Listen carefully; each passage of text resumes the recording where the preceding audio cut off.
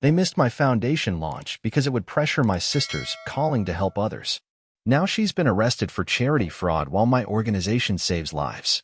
Growing up, I always knew exactly where I stood in my family's hierarchy of expectations. My sister was the golden child, the one destined for greatness in their eyes, while I was the reliable backup dancer who would clap from the sidelines. From the time we were teenagers, my parents would beam with pride whenever anyone mentioned my sister's volunteer hours at the local shelter, her summer mission trips, her passionate speeches about social justice at dinner parties. Meanwhile, my own volunteer work organizing food drives at school or tutoring kids at the community center was met with polite smiles and comments about how nice it was that I was keeping busy. The narrative in our house was crystal clear. My sister was the compassionate one, the future humanitarian who would change the world. I was just the practical daughter who got good grades and would probably end up in some corporate job. My parents loved telling their friends about how my sister had chosen nonprofit management as her major because she wanted to dedicate her life to helping others. They'd practically glow when describing her internships at various charities, her thesis on sustainable development, her plans to work for major international organizations. When I started my own small nonprofit during college, focused on educational access in underserved communities, my parents treated it like a cute hobby. They'd ask polite questions, but never really showed genuine interest. The real excitement was always reserved for whatever project my sister was working on. Even when my little organization managed to fund 3 computer labs in rural schools, the dinner conversation somehow always circled back to my sister's latest academic achievement or internship milestone. After graduation, I threw myself into expanding my work. I spent every spare hour writing grant proposals, building partnerships with schools, and developing programs that actually made measurable differences in kids' lives. Meanwhile, my sister was still working on finishing her degree, having switched programs twice and extended her studies to focus on what she called finding her true calling in the humanitarian space. The real test came when I decided to officially launch my foundation with a proper gala event. I'd been working toward this moment for 3 years, had secured partnerships with 12 schools across different states, and had even caught the attention of some major donors. This wasn't my college hobby anymore. This was a legitimate organization with real impact and professional recognition. I sent my parents the invitation 2 months in advance, explaining how important this night would be for me and for the future of the foundation. I told them about the schools we'd already helped, the kids whose lives had changed because of our programs, the expansion plans we had for the next year. I was so excited to finally have them see what I'd built, to maybe get some of that pride and recognition I'd watched them shower on my sister for years. Their response was devastating. They said they couldn't attend because it would put unfair pressure on my sister, who was still working on her degree and hadn't launched her own organization yet. They were concerned that my success would make her feel rushed or competitive about her own humanitarian goals. They wanted to make sure she had the space to develop her career without feeling like she was being compared to me or racing against some timeline. The conversation felt like a slap in the face. Here I was, having actually built something meaningful and impactful, and they were still more worried about protecting my sister's feelings than celebrating my achievements. They kept emphasizing how important it was that my sister be recognized as the family's philanthropic leader first, since that had always been her identity and her career path. They didn't want to confuse the narrative or take attention away from her eventual launch into the humanitarian world. I tried to explain that this wasn't a competition, that there was room for both of us to do good work in the world, that my success didn't diminish her potential future success. But they'd already made up their minds. My foundation gala would happen without my parents in attendance, because their priority was managing my sister's emotional well-being and career trajectory rather than supporting what I'd already accomplished. Update 1. The gala went beautifully despite my parents' absence. The empty seats at the family table stung, but I was surrounded by people who actually understood and valued the work we were doing. We raised enough money that night to fund computer labs in 8 more schools, and I got to watch videos of kids from our existing partner schools talking about how access to technology had changed their academic experiences. Several major donors approached me about long-term partnerships, and a journalist from a national magazine asked to interview me about our model for educational access. In the weeks following the event, my foundation's work started getting more recognition. We were featured in several publications, I was invited to speak at conferences, and our waiting list of schools wanting to partner with us grew to over 50 institutions. The validation felt incredible, but it was bittersweet knowing that my parents were missing all of it because they were still holding out hope that my sister would eventually become the family's great humanitarian success story. Meanwhile, my sister had finally graduated and taken a position with a well-established charity that focused on international development. My parents were thrilled, constantly sharing updates about her new role and how she was finally stepping into her true calling. They'd mention her work to everyone they met, describing her as their daughter who was changing the world through her humanitarian career. When people asked about me, they'd mention that I had a nice little foundation but quickly redirect the conversation back to my sister's more significant work with global issues. The strange thing was that my sister seemed genuinely happy in her new role, but I started noticing some odd inconsistencies in the stories my parents would tell about her work. They'd describe projects she was leading that sounded incredibly ambitious for someone who'd just started, or mention funding amounts that seemed unrealistic for her level in the organization. When I'd ask my sister directly about these projects, she'd give vague answers or change the subject quickly. I tried not to think too much about it, focusing instead on my own foundation's growth. We'd expanded to working with schools in 12 different countries by this point, and I was invited to give a keynote speech at a major education conference. The day of my speech, I finally got the recognition I'd been craving from an unexpected source. Time magazine featured our foundation in their annual issue about innovative approaches to global education. The article included photos of some of the schools we'd helped establish and interviewed several students whose lives had been changed by access to our programs. I called my parents to share the news, thinking surely this level of recognition would finally make them proud of what I'd accomplished. Their response was lukewarm at best. They congratulated me briefly before launching into a detailed description of a new project my sister was supposedly spearheading that would provide clean water access to thousands of families in developing countries. The project sounded incredible, but something about the way they described it felt off. The timeline seemed impossible, the funding amounts they mentioned were astronomical, and when I tried to find information about it online, nothing came up. Update 2. Everything started unraveling on a Tuesday morning when I got a call from a journalist who'd been following my foundation's work. She asked if I had any comment about the breaking news regarding charity fraud arrests in our city. My stomach dropped as she explained that several people, including someone with my sister's name, had been arrested for embezzling donations from multiple charitable organizations. The investigation had been going on for months, and the amounts involved were staggering. I hung up the phone and immediately started searching online for more information. The news articles were devastating. My sister, along with several others, had been arrested for running an elaborate scheme that diverted donations from legitimate charities into personal accounts. The investigation showed that over $2 million had been stolen from various organizations over the past 18 months.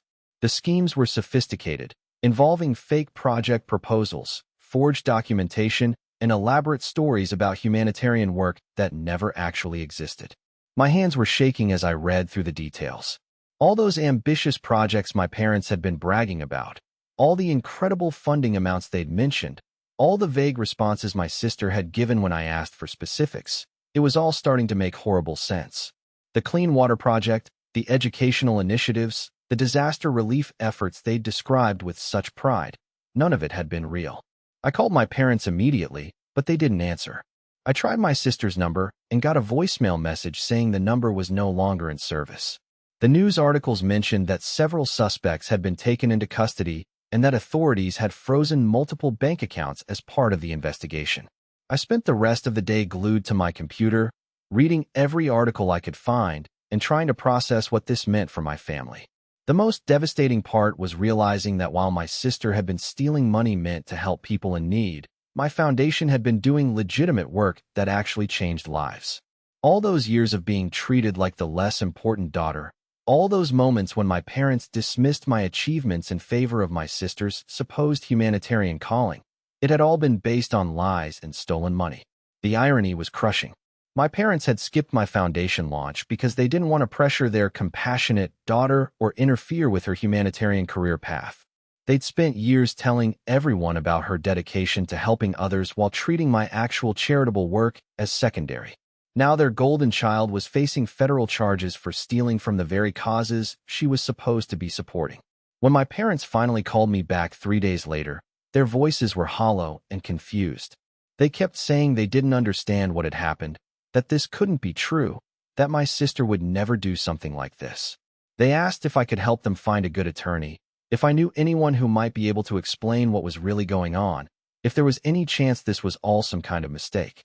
For the first time in my adult life, they were asking me for help instead of focusing all their attention on my sister. But instead of feeling vindicated, I just felt sad for all of us. The family dynamic I'd grown up with, frustrating as it had been, was completely shattered. The daughter they'd pinned all their humanitarian hopes on was facing prison time, while the daughter they'd treated as an afterthought was running a legitimate organization that actually helped people. Final update. The full scope of the fraud became clear over the following weeks as more details emerged from the investigation.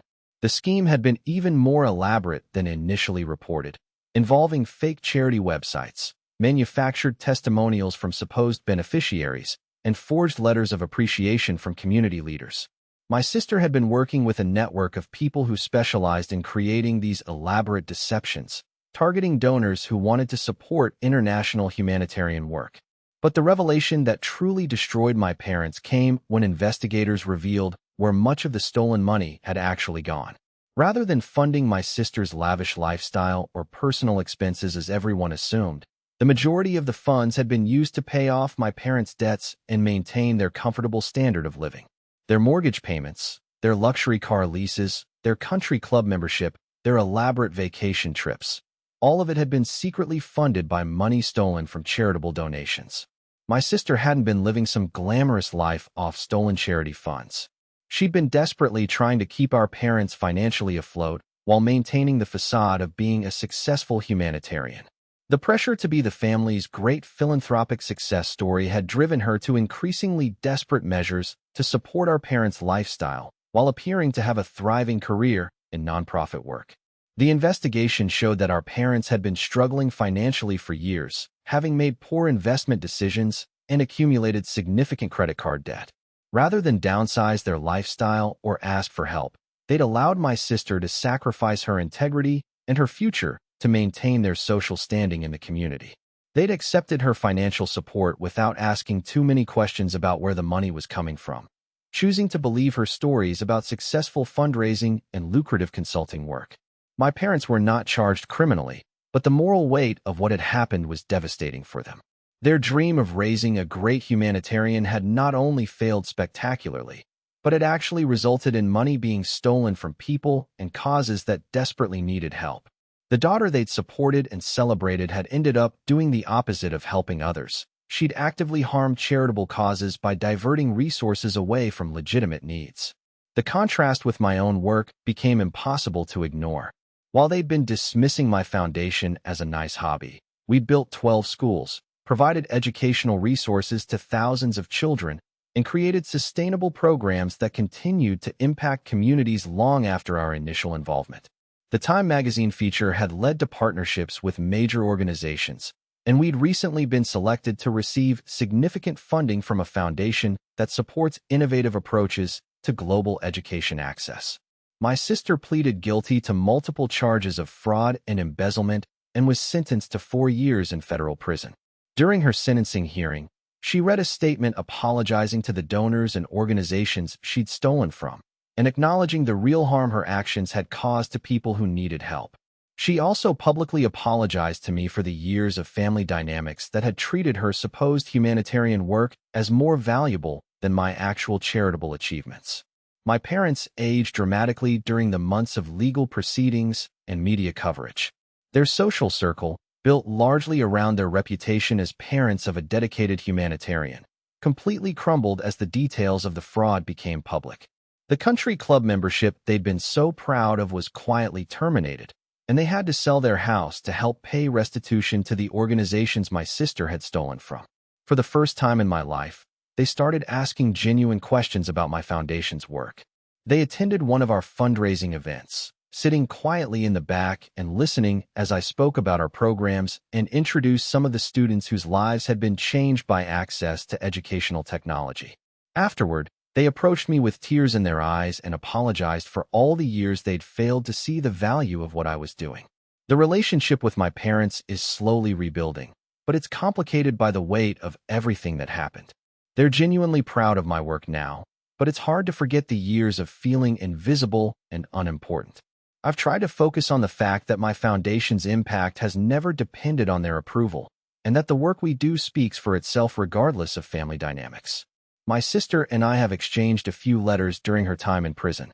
She's expressed genuine remorse for her actions and for the way our family dynamic contributed to the pressure she felt to maintain an impossible facade.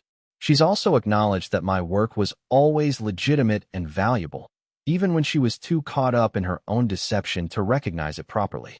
The foundation continues to grow and expand its reach. We've now partnered with schools in 18 countries and have been recognized by multiple international organizations for our innovative approach to educational access. The work feels more meaningful than ever, knowing that every dollar raised and every program implemented represents genuine help for real people who need it. Sometimes I think about how different things might have been if my parents had supported both their daughters equally, if they hadn't created a competition between humanitarian work that didn't actually exist. But mostly I try to focus on the future and the continued impact we can have through legitimate, transparent charitable work that actually changes lives. The empty seats at my foundation gala 2 years ago have been filled many times over with people who genuinely value and support the work we do. My parents attend our events now, and they've become some of our most dedicated volunteers. It's not the validation I once craved, but it's a step toward healing the damage that was done to our family by unrealistic expectations and misplaced priorities. The humanitarian legacy my parents thought they were building through my sister turned out to be built on lies and stolen money. The actual humanitarian work that was happening right under their noses through my foundation was dismissed and overlooked for years. It's a painful irony, but it's also taught me that real charitable work doesn't need external validation to be meaningful. The schools we've built and the lives we've changed are their own reward, regardless of who's watching or cheering from the sidelines.